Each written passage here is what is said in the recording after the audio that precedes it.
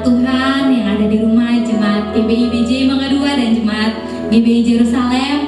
Minggu ini kita memasuki minggu pertama di bulan Mei, di bulan kelima yang ada di tahun 2020. Kita mau datang kepada Tuhan, kita mau melakukan perjamuan kudus di rumah kita masing-masing. Kita sama-sama percaya kalau Tuhan tetap ada bersama kita. Bapa, terima kasih Tuhan, Engkau yang terindah Tuhan dalam hidup kami.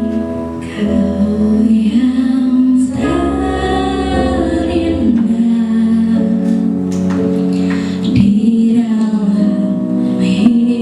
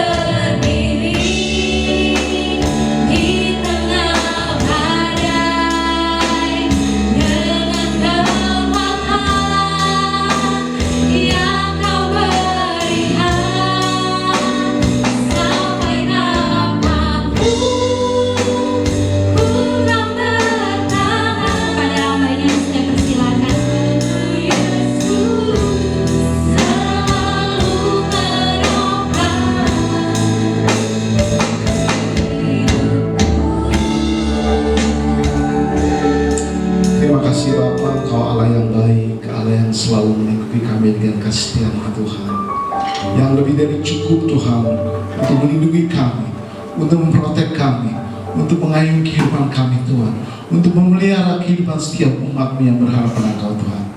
Terima kasih Bapa, inilah segala pujian dan penyembahan kami pada Engkau. Kiranya menjadi sesuatu yang berbau harum semerbak datang Engkau Tuhan, dan menunjukkan hati Engkau Tuhan.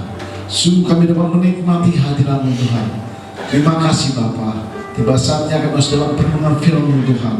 Biarlah firman-Mu menguatkan kami semua, baik hamba maupun jemaat-Mu yang di rumah, yang menyaksikan dalam ibadat online Tuhan, boleh sama-sama diberkati oleh kebenaran Tuhan. Terima kasih Bapa, di dalam nama Tuhan Yesus kami bersyukur. Haleluya. Amin. Ya, shalom. Sedang yang Tuhan kasihi GBI Yerusalem dan GBI Jemaat 2 yang ada di rumah.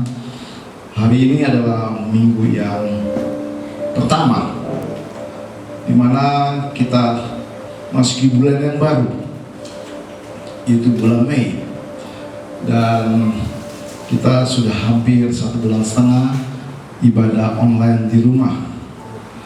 Kita bersyukur atas segala pemeliharaan Tuhan sampai hari ini. Kita masih boleh menikmati kasih Tuhan yang begitu nyata dalam setiap kehidupan kita.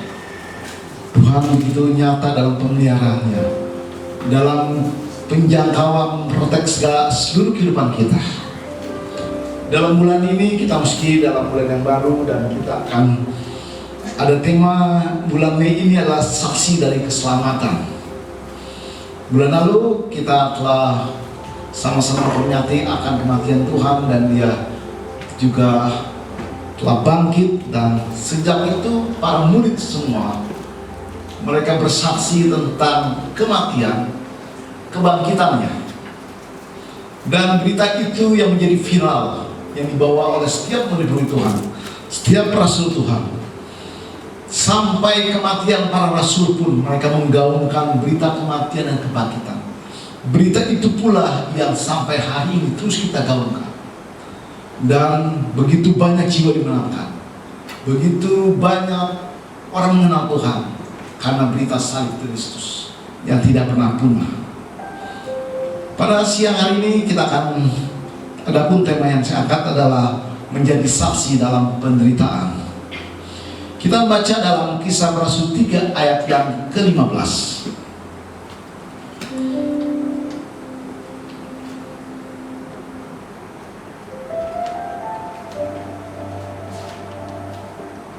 Kisah para Rasul pasal ketiga ayat yang ke-15. Demikianlah ia pemimpin kepada yang hidup, telah kamu bunuh, tetapi Allah telah membangkitkan dia dari antara orang mati, dan tentang hal itu kami adalah saksinya. Tentang hal itu adalah bicara tentang kematian, tentang kebangkitan, tentang apa yang telah dijanjikannya, apa yang telah dibuatkannya ribuan tahun yang lalu, dan saat itu telah digenapi. Hal itu bicara tentang kebangkitannya. Dan mereka, kami adalah murid-muridnya, para rasul Tuhan saat itu, menjadi saksinya bahwa memang Dia yang telah diutus oleh Bapa, Dia telah mati, Dia telah menyerahkan nyawa ke salib, dan Dia telah dikuburkan dan mengalami kebangkitan. Telah menjadi satu berita yang menggempakan saat itu, dan para murid semua menyaksikan hal itu. Kita baca, tolong dibantu pembacaan Tuhan dalam Kisah Rasul 22 ayat yang ke-15. Sebab engkau harus menjadi saksinya terhadap semua orang tentang apa yang kau lihat dan yang kau dengar. Engkau harus menjadi saksinya apa yang engkau lihat dan kau dengar tentang peristiwa yang sesungguhnya. Engkau harus menjadi saksinya. Maka pada saat ini berita itu pun tetap relevan bagi kita semua di tengah-tengah wabah COVID-19 ini, di mana seluruh dunia mengalami hal yang sama. Dunia telah dilanda oleh suatu pandemi yang menakutkan, membuat orang menjadi tawar hati, membuat semua orang kehilangan pekerjaan. Begitu banyak perusahaan yang mem-PHK-kan karyawannya. Itulah keadaan saat ini. Tapi satu hal yang penting, pesan firman Tuhan pada siang hari ini, kita sebagai orang percaya ditempatkan untuk menjadi saksi Tuhan di tengah-tengah situasi yang tidak nyaman ini, dalam situasi yang tidak menyenangkan ini. Tuhan tetap menuntut kita menjadi saksi Tuhan dalam penderitaan yang kita sama-sama alami.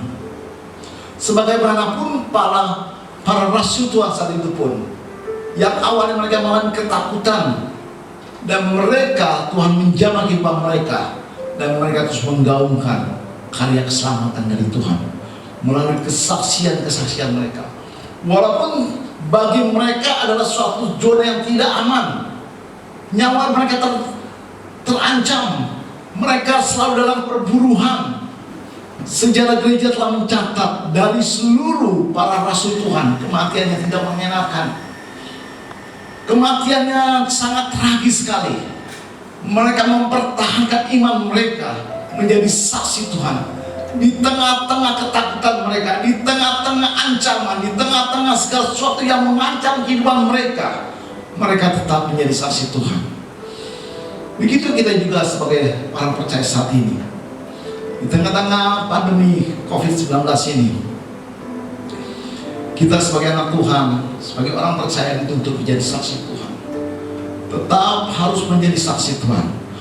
Oleh sebab itu ada 3 kebenaran yang akan saya sampaikan pada siang hari ini, agar kita menjadi efektif menjadi saksi Tuhan di tengah-tengah penderitaan, di mana seluruh dunia, khususnya bangsa Indonesia pun sedang mengalami hal yang tidak mengenakan. Pemimpin negara kita mengatakan suatu peristiwa yang belum pernah dibayangkan sebelumnya. Tapi hal ini yang menjadi nyata, yang harus dihadapi oleh bangsa kita Indonesia. Termasuk kita orang-orang percaya di dalamnya harus mengalami. Semendengar ada beberapa jemaat pun sudah dirumahkan. Ada beberapa jemaat pun sudah dipotong gajinya separuh. Ada beberapa jemaat pun sudah mulai kekurangan untuk kebutuhan pokok dan sebagainya. Tapi saya sebagai hamba Tuhan terus menguatkan, biar tetap kita percaya ada solusi yang Tuhan berikan kita semua. Sebab itu ada 3 kebenaran yang dapat saya sharingkan pada siang hari ini. Pertama adalah tiada kemuliaan tanpa salib Tuhan. Kita baca dalam Roma 8 ayat yang ke-17 sampai yang ke-18. Dan jika kita adalah anak, maka kita juga adalah ahli waris. Maksudnya orang-orang yang berhak menerima janji-janji Allah, yang akan menerimanya bersama-sama dengan Kristus, yaitu jika kita menderita bersama-sama dengan Dia, supaya kita juga dipermuliakan bersama-sama dengan Dia. Sebab aku yakin bahwa penderitaan zaman sekarang ini tidak dapat dibandingkan dengan kemuliaan yang akan dinyatakan kepada kita. Iya, Rasul Paulus mengingatkan kembali kepada sidang jemaat Tuhan di kota Roma bahwa kita adalah sebagai anak-anak yang berhak menerima suatu janji-janji Tuhan, janji-janji ilahi yang akan diberikan, dan kita sebagai orang yang berhak menerima janji Allah itu yang akan diterima bersama dengan Kristus. Kita menerima suatu kemuliaan. Tapi di balik itu, jika kita mau, yaitu jika kita menderita bersama-sama Dia, berarti ada suatu hal yang harus kita bayar. Ada suatu hal yang harus kita mau bersama dengan Dia. Kalau kita ingin menerima kemuliaan bersama Tuhan, kita harus bersama bersedia berjalan dalam penderitaan bersama Kristus, supaya kita dipermuliakan bersama-sama Dia. Ada suatu masa kita akan sama-sama memerintah bersama Dia. Kehidupan kita akan dipermuliakan, bukan hanya pada masa sesudah kematian, tapi dalam masa hidup kita pun Tuhan akan menolong kita. Tuhan akan mempermuliakan kita. Tuhan akan mengadakan perbedaan-perbedaan mereka yang beribadah dan tidak beribadah. Dia akan mengadakan pembelaan. Itulah satu janji-janji Tuhan yang Tuhan janjikan bagi kita semua. Sebab Rasul mengatakan, aku yakin bahwa penderitaan zaman sekarang ini tidak dapat dibandingkan dengan kemuliaan yang akan dinyatakan kepada kita. Siang hari ini Rasul Paulus mengingatkan, dia meyakinkan lagi bahwa penderitaan yang sekarang kita alami tidak sebanding dengan kemuliaan yang dia akan berikan bagi kita semua sebagai percaya. Boleh baca Filipi 3 yang ke-10.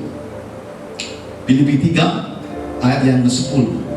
Yang ku kehendaki ialah mengenal Dia dan kuasa kebangkitannya dan persekutuan dalam penderitaannya, di mana aku menjadi serupa dengan Dia dalam kematiannya. Iya. Persekutuan dalam penderitaan tidak dapat dipisahkan dengan kuasa kebangkitan.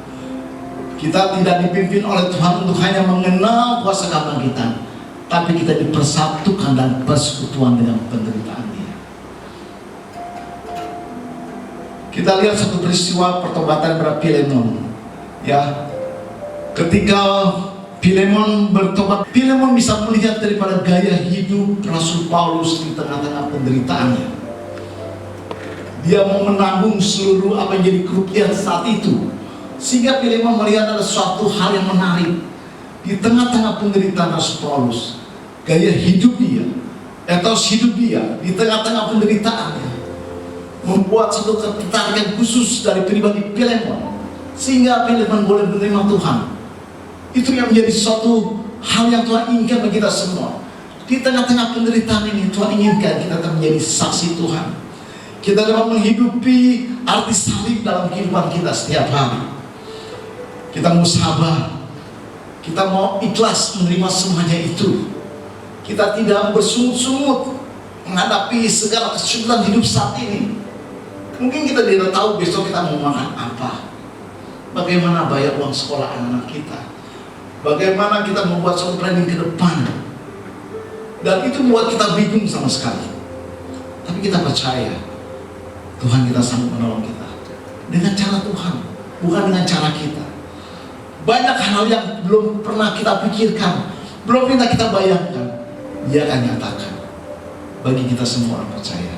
Maka oleh sebab itu, biarlah kita mau bersama-sama menghidupi arti salib dalam kehidupan kita. Karena kita tahu ada satu nilai kemuliaan kita akan terima, yaitu kasih karunia Tuhan yang Tuhan janjikan. Yesus berkata, cukup kasih karuniaku menyertai kamu, yang akan terus mengawal kehidupan kita. Tahun 1918 dunia pun pernah dilanda, yaitu flu Spain atau flu Spanyol. Pada itu banyak sekali korban yang berjatuhan. Seorang tenaga medis mengatakan, orang yang dapat menguasai diri yang akan dapat melewati wabah ini. Mereka yang dapat memanage hidup, menguasai hidupnya dengan baik, dengan mengikuti arahan pemerintah dengan baik, dengan dia dapat mengekang kemauan pribadinya, mengekang egonya. Dia mau ikuti arahan pemerintah, dia mau stay at home, dia di rumah, dia mau meningkatkan pola hidup sehat, dan mereka mau ikuti arahan supaya mereka tidak keluar tanpa ada keperluan penting. Tapi dia terus mengikuti arahan pemerintah, dialah yang akan melewati masa-masa sulit. Itu orang bijak pada saat berkata demikian. Dan saya berpikir ini pun relevan kalau kita juga boleh mengingat akan perkataan itu, bahwa ketika kita dapat menguasai hidup kita saat ini, kita akan sama-sama melewati masa-masa yang sulit dengan baik. Para pemikir, para pengamat memprediksikan bulan sekian akan berakhir. Itu adalah satu prediksi dari manusia. Belum berani memastikan kapan akan pandemi yang berakhir. Masih berupa tanda tanya. Maka biarlah dalam waktu kita terus menghadapi semua itu, kita mau menguasai diri. Kita menghidupi arti salib dalam kehidupan kita, agar satu hari kelak kita akan menerima kemuliaan yang Tuhan siapkan kita semua. Inilah kebenaran pertama. Kedua adalah penderitaan yang kita alami saat ini tidak akan melebihi kekuatan kita. Boleh bacakan dalam 1 Korintus 10:13. Pencobaan-pencobaan yang kamu alami ialah pencobaan-pencobaan biasa yang tidak melebihi kekuatan manusia. Sebab Allah setia dan karena itu Ia tidak akan membiarkan kamu dicobai melampaui kekuatanmu. Pada waktu kamu dicobai, Ia akan memberikan kepadamu jalan keluar sehingga kamu dapat menanggungnya. Iya. Rasul Paulus kembali mengingatkan kepada jemaat sidang jemaat Tuhan di kota Korintus bahwa pencobaan-pencobaan atau pergumulan-pergumulan yang kita hadapi ini tidak akan melampaui daripada kekuatan kita. Sebab apa? Sebab Allah setia. Dan karena itu Dia tidak membiarkan kamu dicobai melampaui kekuatan. Ada dua hal yang membuat kita pasti kuat di dalam menghadapi semuanya itu. Pertama adalah Dia Allah yang setia. Kesetiaan adalah sifat ilahi Allah kita. Itu adalah suatu apa yang Dia janjikan, sebuah perjanjian yang pernah disampaikan bahwa Dia adalah yang setia. Dia selalu setia dalam keadaan apapun melalui kehidupan kita. Kita percaya Allah kita tidak pernah lalai akan janji Dia. Dia Allah yang setia. Ketika Tuhan ingin memusnahkan dari bangsa Israel, Musa berdiri untuk mengingatkan suatu janji yang Tuhan telah ucapkan, bahwa Dia akan membuat satu keturunan daripada Abraham, Ishak dan Yakub seperti bintang di langit dan pasir di laut. Itulah janji Tuhan yang diingatkan kembali oleh Musa. Musa mengerti benar bahwa Allah yang pernah berjanji, Allah yang setia, Allah yang tidak pernah mengingkari janji-janji. Maka oleh sebab itu kita juga yakin akan janji Tuhan, suatu perjanjian yang Tuhan pernah berikan, covenant yang Tuhan sudah nyatakan dalam kehidupan kita, bahwa Dia Allah yang setia. Yang kedua adalah Dia tidak akan membiarkan, Dia tidak akan menelantarkan kehidupan kita. Berarti Dia melimpahkan satu kasih karunia kepada kita semua. Kita yakin percaya Dia memberikan kasih karunia kepada kita sehingga Dia memelihara hidup kita. Boleh kita baca ayatnya dalam Efesus 2 ayat yang ke-7.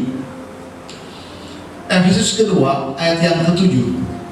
Supaya pada masa yang akan datang Ia menunjukkan kepada kita kekayaan kasih karunia-Nya yang melimpah-limpah sesuai dengan kebaikan-Nya terhadap kita dalam Kristus Yesus. Iya, Dia akan memberikan kekayaan yang melimpah-limpah dalam kehidupan kita, yaitu kasih karunia, damai sejahtera, sukacita di surga yang ada pada kita.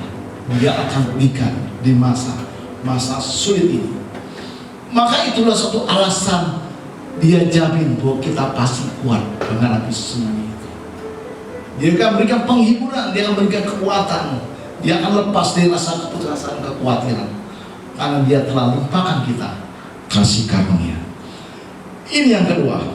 Yang ketiga, biarlah kita mau menghidupi kematian Yesus sebagai identitas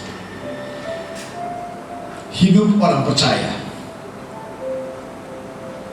Ketika kita mau menjadi saksi dalam penderitaan, berarti kita mau belajar menghidupi kematian Tuhan sebagai identitas hidup orang percaya. Setiap orang pasti memiliki identitas. Namanya siapa, tanggal lahirnya berapa, ada tertera dalam kartu identitas kita masing-masing. Sebagai warga negara yang baik pasti memiliki identitas. Begitu kita juga sebagai warga kerajaan Allah punya satu identitas, yaitu adalah di mana kita mau menghidupi arti kematian Kristus sebagai identitas orang percaya. Itulah yang akan dilihat Bapa di surga. Apakah engkau semakin serupa dan segambar dengan anakku? Apakah engkau menghidupi arti kematian Tuhan yang telah mati di kayu salib? Sementara kita akan sama-sama menjalankan perjamuan kudus. Siapkan di rumah masing-masing roti atau biskuit Dan kita siapkan juga anggur atau sirup atau air teh atau air putih, gak boleh. Setiap bulan kita melaksanakan sakramen pembacaan kudus untuk mengingat akan kematian Tuhan, supaya kita belajar terus setiap hari mau menghidupi kematian Tuhan dalam kehidupan kita sebagai identitas kita. Maka kalau kita sebagai saksi Tuhan dalam penderitaan yang kita sama-sama alami bersama, itu adalah sebagai identitas kita mewarnai kehidupan kita dengan karya Tuhan dalam kehidupan kita. Boleh baca 2 Korintus 4 ayat 10. Kami senantiasa membawa kematian Yesus di dalam tubuh kami, supaya kehidupan Yesus juga menjadi nyata di dalam tubuh kami. Iya. Rasul Paulus menekankan bahwa kami senantiasa membawa kematian Kristus pada tubuh kami. Bukan berupa gambar, bukan berupa arti harafiah, yaitu lambang salib atau yang bersifat nilai kesenangan, tapi kata Kristus yang tertera dalam kehidupan kita. Kesabaran, pengampunan, kerelaan, ketulusan yang tertera dalam kehidupan kita. Itulah kita menghidupi kematian Tuhan. Boleh baca Galatia 6 ayat yang ke-17. Selanjutnya, janganlah ada orang yang menyusahkan aku, karena pada tubuhku ada tanda-tanda milik Yesus. Iya, karena pada tubuhku ada tanda-tanda milik Kristus dalam kehidupan kita. Inilah 3 hal kebenaran Tuhan yang dapat saya sharingkan pada siang hari ini. Ya, biarlah menghidupi kematian Tuhan sebagai identitas hidup sebagai orang percaya. 3 hal ini yang boleh kita pegang untuk kita tetap menjadi saksi Tuhan sampai yang datang kedua kali. Dalam berbagai hal tantangan kehidupan kita, dalam berbagai hal yang membuat seringkali kita putus asa, tapi kita percaya kita tetap eksis menjadi saksi Tuhan. Itulah kerinduan saya dan kerinduan semua umat jemaat Tuhan.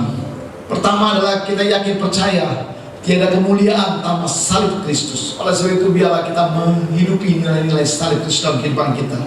Karena kita tahu ada janji-janji Allah yang luar biasa, dan kita adalah ahli waris untuk menerima janji Tuhan.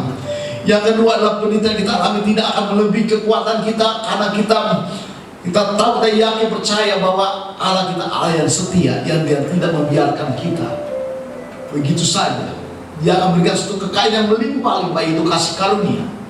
Dia Allah yang setia karena Dia tidak pernah mengingkari janji Dia bahwa Dia tetap melihara kehidupan kita. Yang ketiga adalah kita mau menghidupi kematian Tuhan sebagai identitas hidup orang percaya. Biarlah melalui 3 kebenaran ini kita semakin dikuatkan. Kita tahu Yesus yang ada pada hidup kita, Dia tidak akan diam, Dia terus akan mengamati kehidupan kita. Sejauh kita mau datang bersungguh ke Yesus, kita mohon pengharapan di dalam Kristus Tuhan, Dia akan bertindak, Dia akan menolong dengan cara Dia, bukan dengan cara kita, tapi dengan cara Tuhan yang ajaib, yang belum pernah kita pikirkan, yang belum pernah kita bayangkan, yang belum pernah kita angan-angankan, tapi Dia akan berbuat untuk menolong kita. Yakin, sebagaimana Rasul Paulus meyakinkan kepada jemaat di kota Korintus, hendak kamu yakin bahwa Dia akan menolong. Oleh sebab itu, melalui ketiga bulan ini, kita semakin diyakinkan.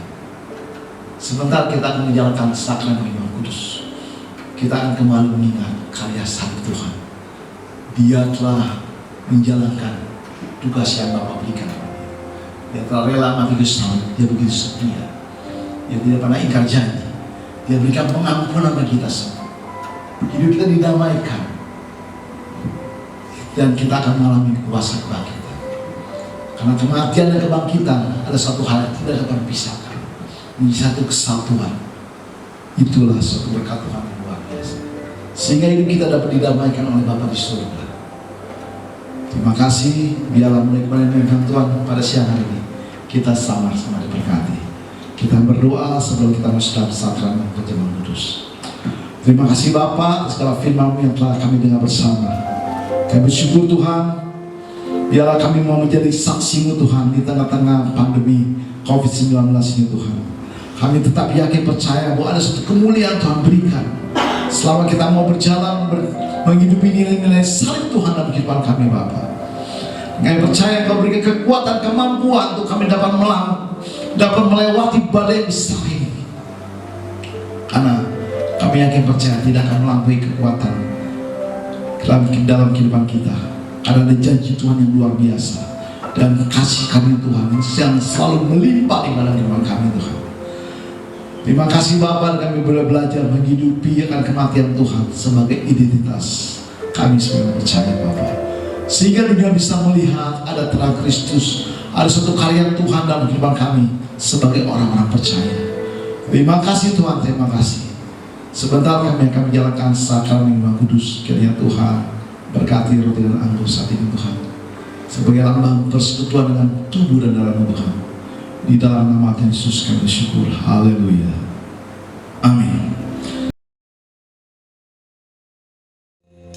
Mari jemaat Tuhan yang kasih yang ada di masing-masing, kita persiapkan roti atau biskuit, kemudian juga air putih, air teh atau sirup atau anggur. Boleh sama-sama kita persiapkan untuk kita sama-sama mengikuti sakramen perjamuan kudus, sakramen yang suci, sakramen yang diperintahkan oleh firman Tuhan untuk kita lakukan, untuk kita selalu mengingat akan karya kematian Dia dan kebangkitan Dia di kayu salib. Kita sama mengangkat roti di sebelah kita, lalu kita akan sama-sama mendengarkan kebenaran firman Tuhan. Sebab setiap kali kamu makan roti dan minum cawan ini, kamu memberitakan kematian Tuhan sampai Ia datang. Jadi barang siapa dengan cara yang tidak layak makan roti atau minum cawan Tuhan, ia berdosa terhadap tubuh dan darah Tuhan. Karena itu hendaklah tiap-tiap orang memuji dirinya sendiri, dan baru sudah itu ia makan roti dan minum dari cawan itu. Karena barang siapa makan dan minum tanpa mengakui tubuh Tuhan, ia mendatangkan hukuman atas dirinya. Bukankah cawan-cawan syukur yang atasnya kita yang syukur adalah persekutuan dengan darah Kristus? Bukankah roti yang kita pecah-pecahkan adalah persekutuan dengan tubuh Kristus? Sebab apa yang telah kuteruskan kepada kamu telah aku terima dari Tuhan, yaitu bahwa Tuhan Yesus pada malam waktu yang diserahkan mengambil roti, dan sudah itu ia mengucap syukur atasnya. Ia memecah-mecahkannya dan berkata, inilah tubuhku yang diserahkan bagi kamu, perbuatlah ini menjadi peringatan akan aku. Apakah baru percaya roti yang kita pegang ini adalah lambang persekutuan dengan tubuh Kristus? Mari kita makannya dalam nama Tuhan Yesus.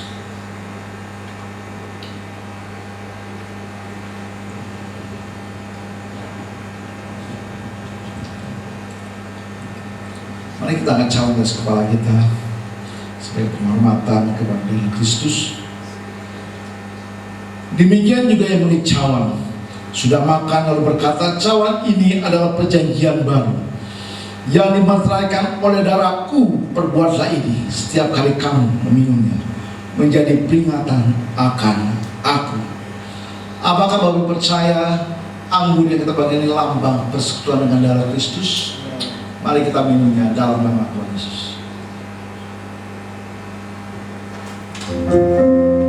Naikkan jangan syukur, terima kasih Bapa, Kau telah menebus melalui anak yang Tuhan Yesus Kristus. Kau telah mati bersalib, Kau telah menebus, Kau telah mendamaikan, Kau telah kebebasan dalam Bapa. Terima kasih Bapa, Kau telah berkuasa Tuhan, Kau begitu peduli atas hidup kami Tuhan. Terima kasih Bapa, terima kasih. Kami bersyukur Tuhan, kita percaya, kita akan boleh belajar mengikuti karya kematian Tuhan. Terima kasih Bapa, terima kasih Tuhan. Tuhan,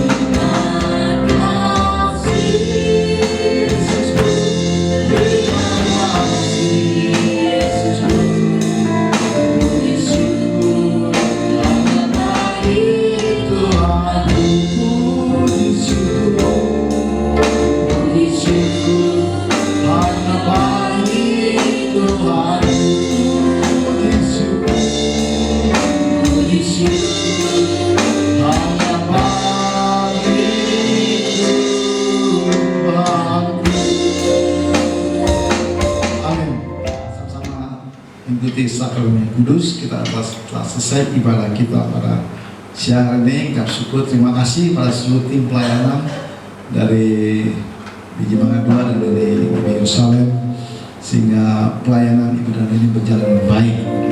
Sebelum kita masuk dalam doa syafaat, ada beberapa hal yang saya sampaikan pengumuman. Pertama adalah untuk minggu depan kita tetap ibadah online sampai akhir bulan ini. Ya, kita berdoa terus bagi bangsa negara Indonesia, bagi pandemi ini agar boleh dapat cepat selesai. Ya, kita doakan bagi rakyat Indonesia boleh sadar akan hidup sehat, sehingga wabah ini tidak meluas begitu cepat, tapi boleh terus diredam. Kita berdoa untuk tim gugus tugas, tim medis, relawan, baik perawat, dokter, dan seluruh bagian elemen yang terlibat dalamnya boleh terus berjuang di garis depan. Kita doakan bagi TNI Polri yang terus mengawal daripada program pemerintah PSBB ini boleh berjalan baik. Bapak Ibu, jika memang Tuhan menggerakkan untuk Bapak Ibu memberikan persembahan, Bapak Ibu boleh menyalurkan dana melalui transfer ke rekening yang tertera pada layar kaca ini, baik di GBI Yerusalem maupun GBI Mangga 2 dengan rekening yang berbeda. Biarlah Bapak Ibu boleh memberikan dengan sukacita, penuh dengan rasa syukur di tengah-tengah pandemi ini. Itu bukti kita menjadi saksi Tuhan. Itu bukti kita menghidupi kematian Tuhan di tengah-tengah pandemi ini. Ya, sebentar kita masuk dalam doa syafaat. Kita akan sama-sama menaikkan sebuah lagu. Sebelumnya, jika Bapak Ibu ada satu hal yang perlu disampaikan, boleh Bapak Ibu boleh WA melalui grup gereja. Ada informasi yang penting agar kita sesama anggota tubuh Yesus boleh saling tolong menolong, saling bertolong-tolongan dalam Tuhan. Ya, demikian pengumuman daripada saya. Kiranya kita boleh berjumpa kembali minggu depan dalam ibadah online. Kita angkat sebuah lagu bagi bangsa ini.